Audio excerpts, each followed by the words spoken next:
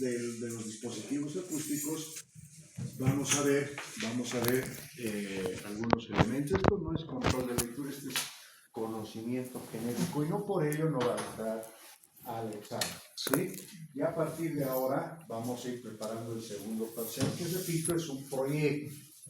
Es un proyecto que ustedes lo tienen que presentar de acuerdo a la maqueta, al motor que les ha tocado. Ustedes tienen de forma muy puntual lo que tenemos que hacer. Quiero, después de este grupo, después de esta charla, hablar antes de todos los Rochelle Ray, pero con los dos grupos de Discraft. ¿Ya? Yo quisiera pedirles, ya no estamos en... ¿Qué? Yo decía, este es un capítulo plus a lo que es la materia, porque primero no lo estamos evaluando, pero quisiera que de alguna forma tengamos algún criterio respecto al tema de ruidos, cómo se han ido encarando este tema, y al final, el día miércoles, vamos a ver cómo hoy en día las líneas aéreas sacan una certificación para que las aeronaves puedan operar en diferentes puntos del país, no en el nuestro.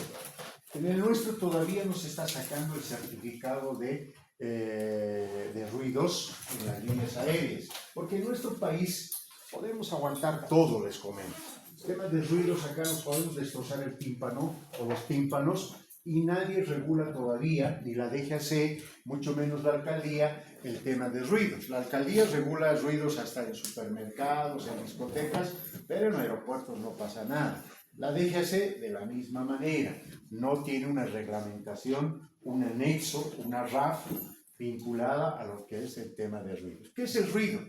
El ruido generalmente es la perturbación de las ondas, de las moléculas del aire, que empiezan a perturbarse y chocar unas contra otras, de tal manera que genera un nivel acústico que, a diferencia del sonido, el ruido es totalmente negativo para el sentido del oído, totalmente dañoso, puede llegar a generar daños. En cambio, el sonido a ciertos niveles todavía se los puede tolerar, se los puede aceptar. La música es sonido, no es ruido, aunque en algunos otros temas parece ruido que sonido. Pero el ruido viene a ser precisamente aquello, una perturbación de las ondas moleculares del medio ambiente que puede generar problemas fuertes en el tema acústico en el sentido del oído en el ser humano. En la época de terminando la Segunda Guerra Mundial, 1944, ¿ya? 1944, donde se reúnen 54 países y entre ellos el nuestro. Estoy hablando de la Convención de Chicago, ¿ya? Estoy hablando de OASI, ¿sí? Montreal, correcto, donde dentro de estos 50 y pico países estaba el nuestro, y que llegan a regular muchos temas, entre ellos el tema de la distribución de paneles de instrumentos, entre ellos varios aspectos, y uno de ellos que es el anexo 16, ¿sí? El anexo 16, como podemos observar, expresa dentro de muchos parámetros, por ejemplo, la contaminación del medio ambiente respecto a los residuos de los gases quemados, dióxido de carbono, monóxido de carbono, en fin, también llega a regular el tema acústico. 1944, imagínense.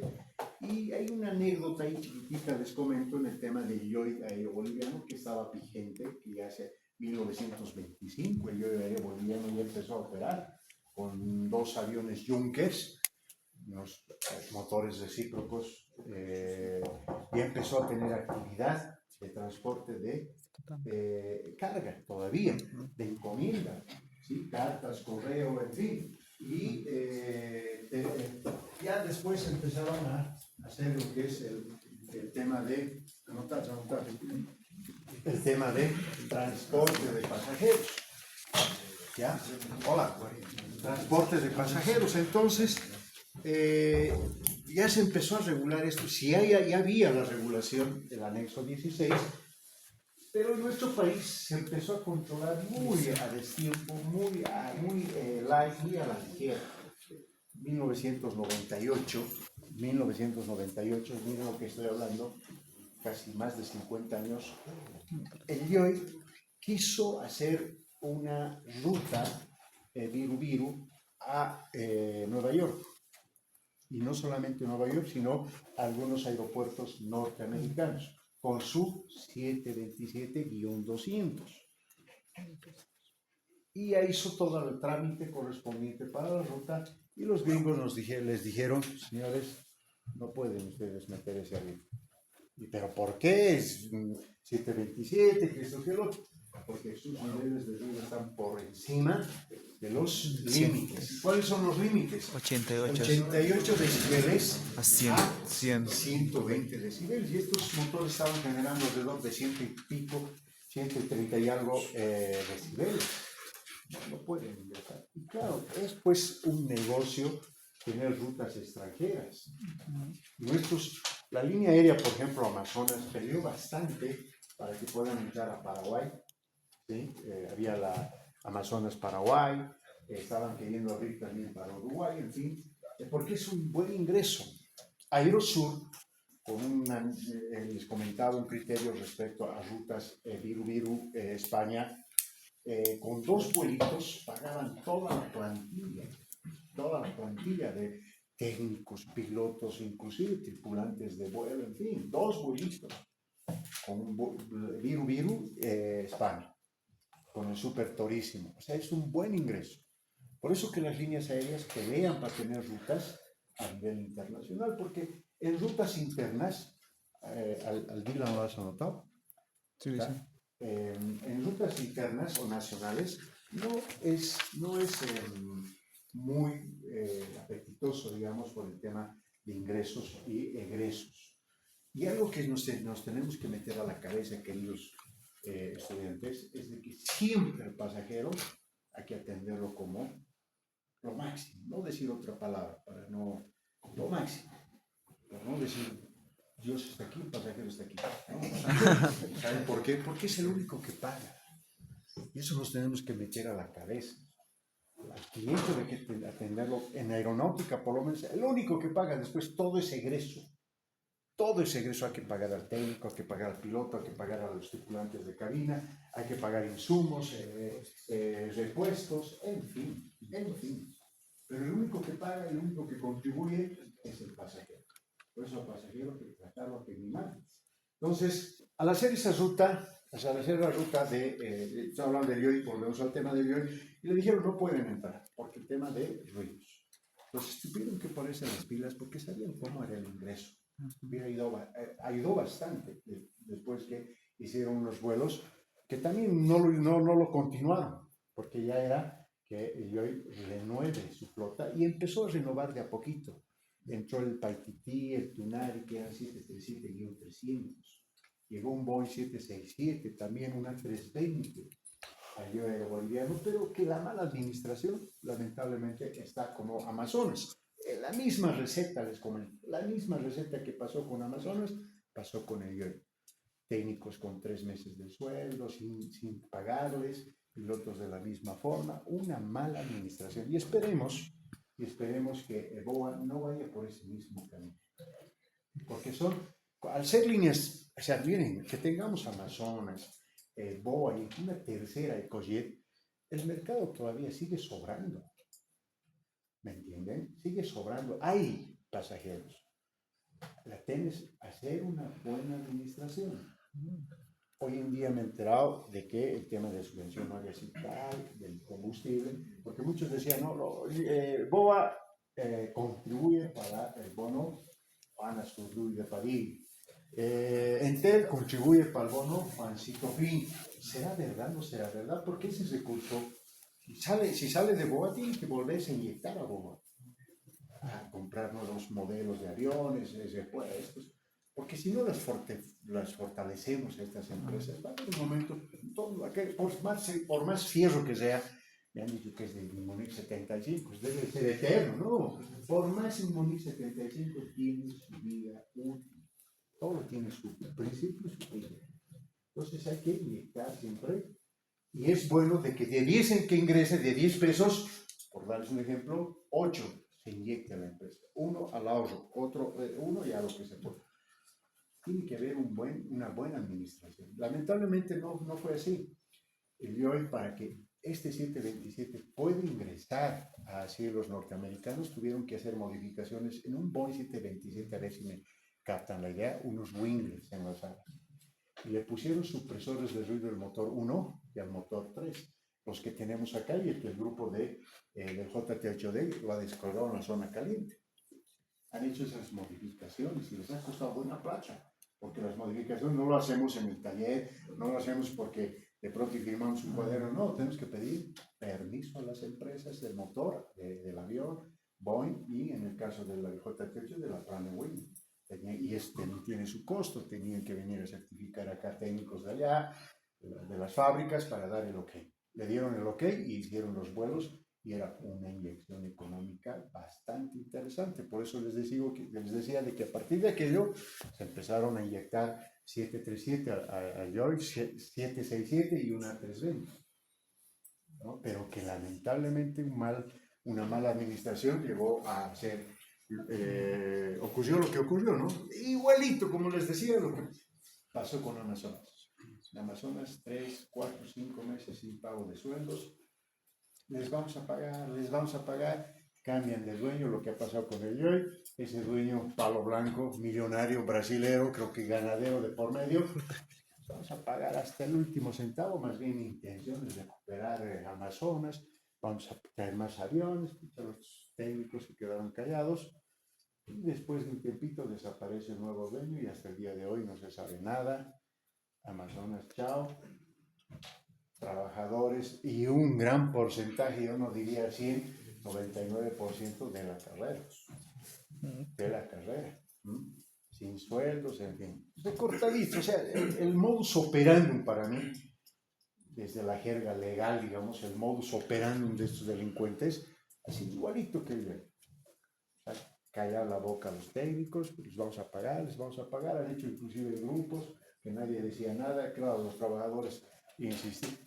Trabajar un mes sin sueldo, yo no me imagino. 3 sueldos, 4 sueldos, sin un aguinaldo, Navidad, la verdad, ni completo, ¿no? Entonces, mala administración. Y así pasó con el Joy. Estaba con esa idea de poder, de alguna manera, el poder cumplir normativa internacional. Y la normativa internacional, ¿qué nos dice? 88 mínimo, ya el mínimo pues, pero el máximo no podemos dejar de lado.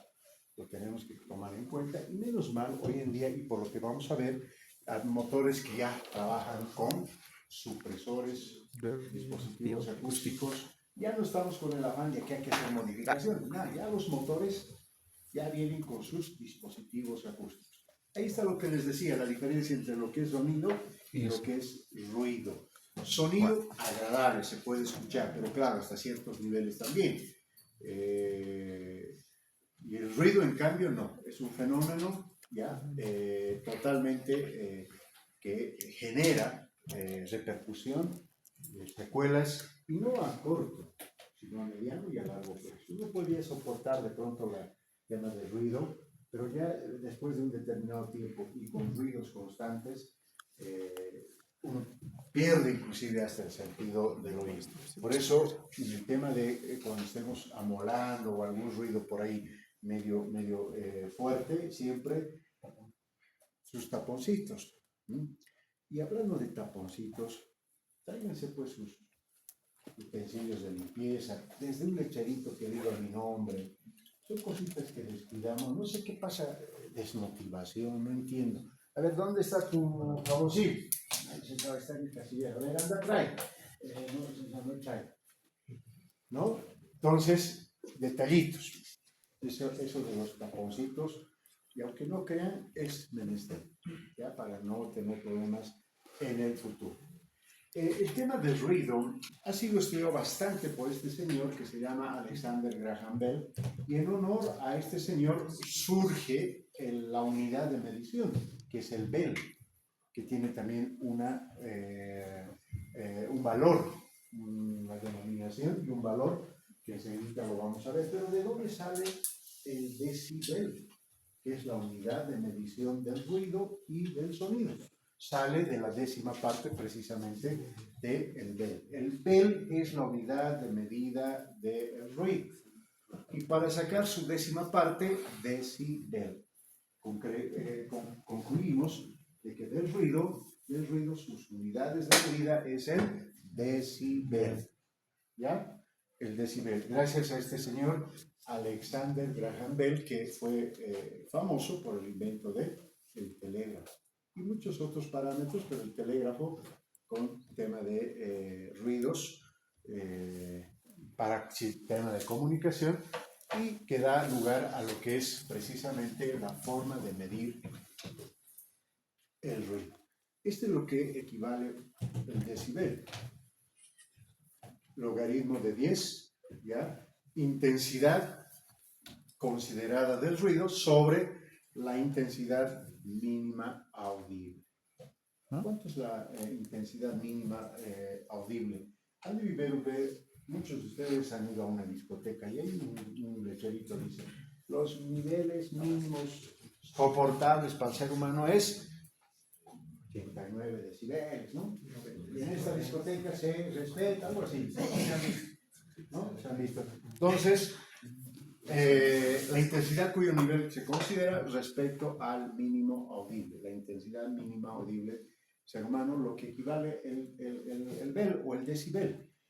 Pero el tema de fórmulas, saben que yo para el tema de fórmulas lo vamos a mandar a tercer plano. A mí me interesa que el ruido se mide en decibel. ¿Por qué? Por honor al señor Alexander Graham Bell, que es el creador del telégrafo. ¡Pum! Me interesa eso. ¿De acuerdo? La medición del nivel de ruido. Yeah. El ruido se lo puede medir desde varios puntos de vista. Uno de ellos es la intensidad. Y la intensidad es la medición del ruido, ¿ya? También en decibeles, ¿ya? En función de un determinado patrón. La intensidad es la medición del ruido, haciendo comparación con otros niveles o patrones que podamos tener. Unidad de medición, decibel, en función de la densidad. Hay otros que miden el ruido en función de la frecuencia. Y en función de la frecuencia se determina que el ruido no es más que el número de vibraciones, ¿ya? Que puede de pronto ser percibidas. Y la unidad de medición no es el decibel, sino el hertz. Una cosa es la intensidad y otra cosa es la frecuencia. Ahora pregunto yo, ¿qué es lo que nos interesa a nosotros medir el ruido? ¿En función de su frecuencia en hertz o en función de su intensidad en decibel? ¿Qué acabo de decir? Decibel. Entonces no vamos a trabajar más, que para medir el ruido va a estar en función de su intensidad. ¿De acuerdo? Miren este gráfico, ha habido un desarrollo bastante interesante respecto a los decibeles que genera, y algo que vale la pena también mencionar, y les paso la posta a ustedes, que van a elaborar en algún momento, no sé si trabajo dirigido, proyecto de grado. Hoy en día no tenemos nosotros una RAP vinculado a ruidos. No hay. No hay en nuestro país. En Estados Unidos sí, hay la FARC 36. Y la FARC 36 más el anexo 16, nosotros podemos sacar tranquilamente un reglamento interno respecto a lo que es el tema de ruidos, que es un vacío legal en nuestro país. Algo similar al tema de drones. El tema de drones tampoco hay un reglamento en nuestro país. Hay mucho vacío en normativa en nuestro país, por si acaso. El tema de ruidos es uno de ellos, y el otro tema vacío también es el tema de drones. Y les paso, digo, la posta porque ese es un trabajo de grado, es un trabajo dirigido que caería muy bien a cada uno de ustedes, o al que pueda animarse a hacer aquello. De acuerdo a la FAR 36, que es el que regula el ruido a nivel de los cielos norteamericanos, Uno de los aviones que más decibeles, ya el tema y el despegue, tema de decibeles, es el caso del 747, porque claro, uno dice 4 motores, y vamos a ver que tampoco es lo común que uno pensaría. 4 motores y se suma el ruido que generan los 4 motores. No, van a ver ustedes que la cosa cambia por el tema logaritmo. Y ese cuadrito nos indica que el 727 tampoco es uno de los, el 727 no es uno de los más ruidosos. Y ojo que en nuestro país teníamos este motor y no podían ingresar a ningún lugar del país, especialmente norteamericano, por el nivel de ruido, y que vemos que en sus niveles de decibeles tampoco están por encima del 747. Pero claro, tenían dispositivos acústicos que amortiguaban el ruido. El nuestro, el 727, el Aero Boliviano, no tenía nada al respecto. Wow. Niveles de ruido que se han ido reduciendo de gran manera, y si ustedes se fijan, Boeing 787 son niveles de ruido muy, muy bajos, que inclusive solo cubren un radio muy pequeño respecto a la pista. A diferencia ya de lo que tenemos acá. ¿Qué aeropuerto creen que es? El A. Me doy cuenta por qué, por ese triángulo de las calles de rodaje, ¿no? ABC, listo. 3 calles de rodaje, tenemos la pista 028, pista 01 o 010 también. 010. Y los niveles de ruido, por ejemplo, miren ustedes, no sé si se aquí en primera instancia, aviones carniceros, 727, Junkers, ¿sí? Un nivel de ruido, pero bastante grande. Llegaron los 727 con wingless y tema de supresores de ruido, el nivel de ruido va bajando todavía, considerando enorme. Llegan los 737, ¿sí? Los A320 y algunas otras líneas aéreas internacionales, donde el nivel de ruido ya es más bajo, ¿sí? Más bajo. Hoy en día tenemos niveles de ruido que han generado, por ejemplo, el Embraer, que han generado el caso de, inclusive el 0J200, que ya tienen dispositivos acústicos.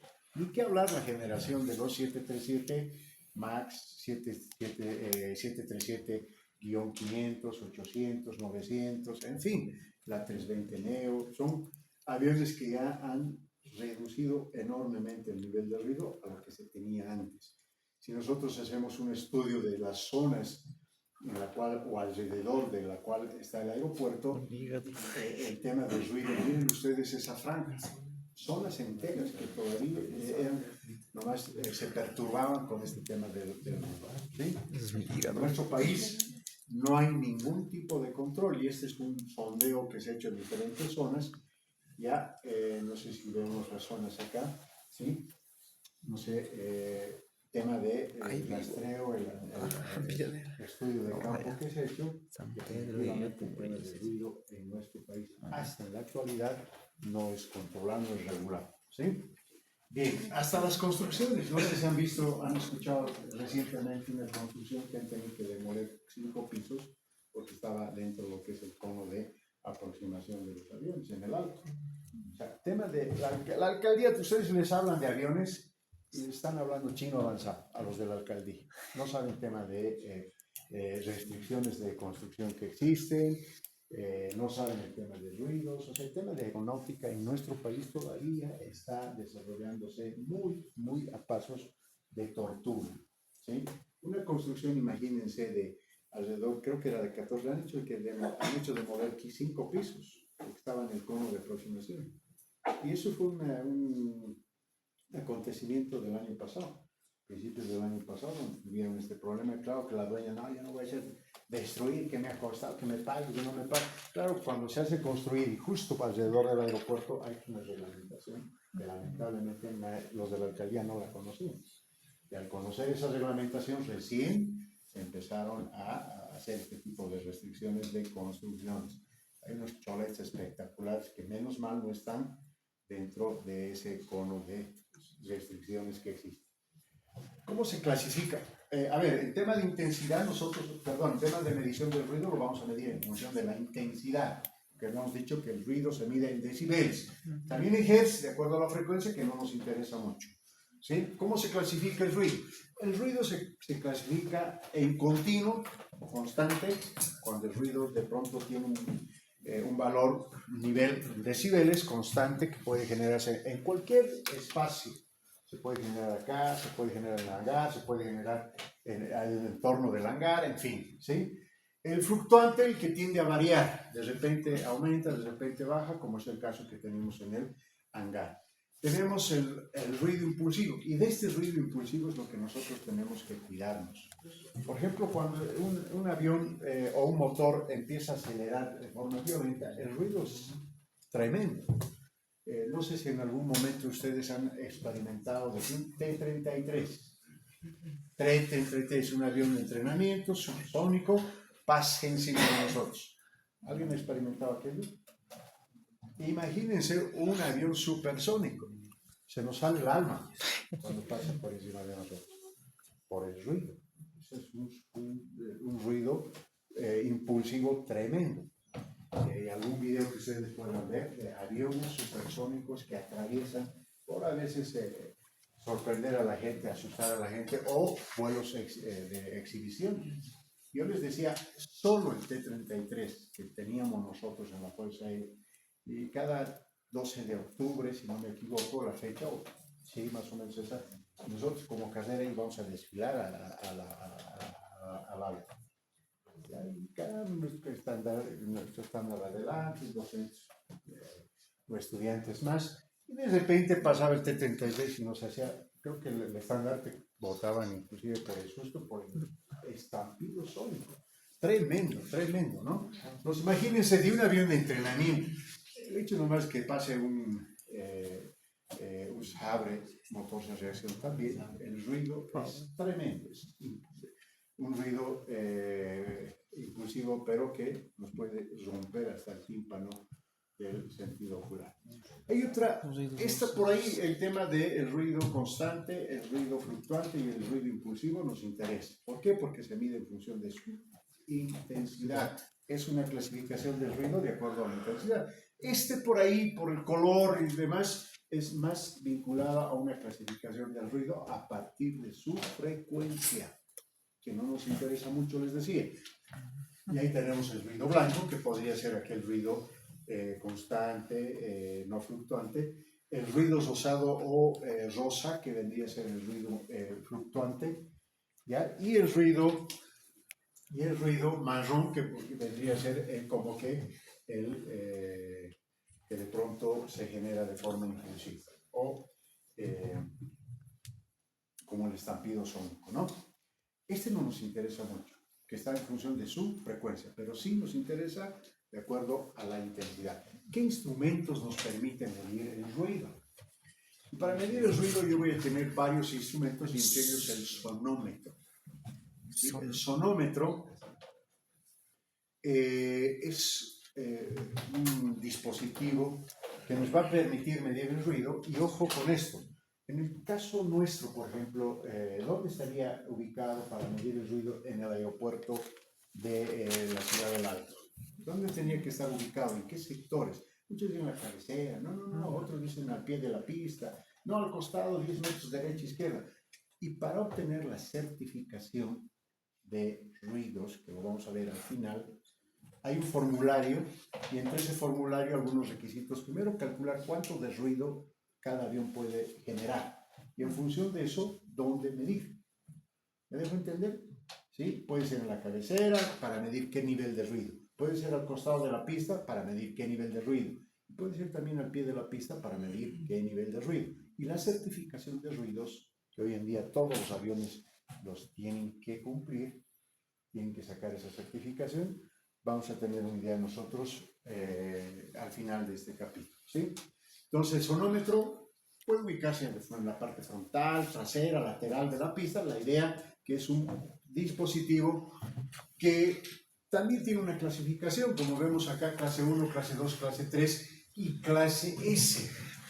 Muchos dirían, para el tema de aeropuertos, clase S, clase especial, para medir el nivel de ruido, porque si se dan cuenta, sonómetro 1, por ejemplo, sonómetros de precisión, tolerancia de más menos 1, se utiliza en laboratorios. No es el caso no es el tema, no es un laboratorio del aeropuerto, porque a mí lo que me interesa es medir el aeropuerto. Por ahí, en el hangar, hasta ahí llegamos. Porque después en la calle, no sé, en el laboratorio, por lo menos en aeronáutica, no nos va a servir mucho. El sonómetro clase 2, sonómetro de evaluación, también utilizado en algunos otros ambientes generales. Sonómetro 3, un sonómetro de inspección, pero el sonómetro S es un sonómetro que sí podría servirnos para nuestros casos de medición de ruido de los aeronaves. Y no solamente por el nivel de intensidad del ruido, sino por el lugar de trabajo también. Por eso el sonómetro especial se adecuaría perfectamente a nosotros.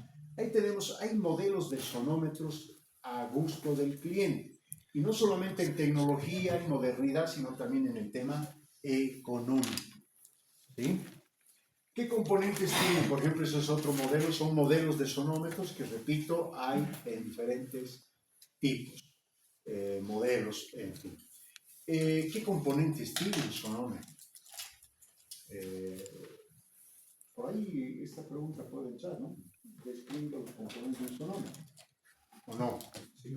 Claro que sí, si he entrado componentes, el fine, aquí no puede entrar eso. Imagínense, micrófono. Siempre, ¿no? El micrófono creo que es el elemento clave de un sonómetro y todos los dispositivos que ustedes conozcan o lo vayamos a citar, el micrófono es el componente referente, porque de qué manera se puede capturar el nivel de ruidos a partir de un micrófono. Y por acá, el acoplador de Catoso viene a ser el elemento clave también, aparte del micrófono. ¿Por qué? Este acoplador de Catoso viene a ser el conversor de las ondas sonoras, de la perturbación de las ondas en pulsos eléctricos. ¿Sí? Ya después viene un amplificador, filtros de frecuencia, por ahí nada del otro mundo. Tenemos amplificadores, rectificadores y alimentador de corriente. Acá, el micrófono como componente estrella y este acoplador de Catoso que convierte, repito, las perturbaciones sonoras acústicas en pulsos eléctricos. Por ahí, microvoltaje, el voltaje en mínima intensidad, por eso la necesidad de no solo uno, sino dos niveles de amplificación para aumentar las señales que pueda tener. El sonómetro, como uno de los equipos de medición de ruido más importantes. Dosímetros. Hay otros que se llaman los dosímetros, que son también dispositivos, son equipos para medir niveles de ruido, dosímetros, pero que no se adecuan mucho para medir los niveles, las intensidades, lugares de generadores de ruido en tema aeronáutico, ¿sí? Ni en hangares, ni en ambientes así como los que tenemos, o en aeropuertos. El dosímetro no es adecuado. Componentes del dosímetro, de igual manera, micrófonos, ya, red correctora en decibeles, es como el acoplador de Catoso. Luego tenemos amplificadores, en fin, lámparas indicadoras, pantallas. Entonces, el dosímetro, ya, otro nivel de ruido, dosímetros, otro equipo para medir ruidos. Finalmente tenemos el pistófono, por ahí tal vez el menos usado. ¿Por qué? Por el tema de antigüedad, modernidad. Este pistófono viene a ser uno de los equipos de medición de ruido más antiguo, más arcaico, que tiene muchas limitaciones, ¿sí? El famoso pistófono. Mide no solamente de limitaciones respecto a intensidades, sino hasta del equipo mismo que tiene este sistema. Entonces, ¿cuántos tenemos? ¿Cuántos equipos? ¿Tres? ¿Cuáles son? Sonómetro, pistófono. Dosímetro, pistófono. ¿Cuál es el tercero? El sonómetro. ¿Cuál de los tres es más usado? Sonómetro. Clase 3. Correcto.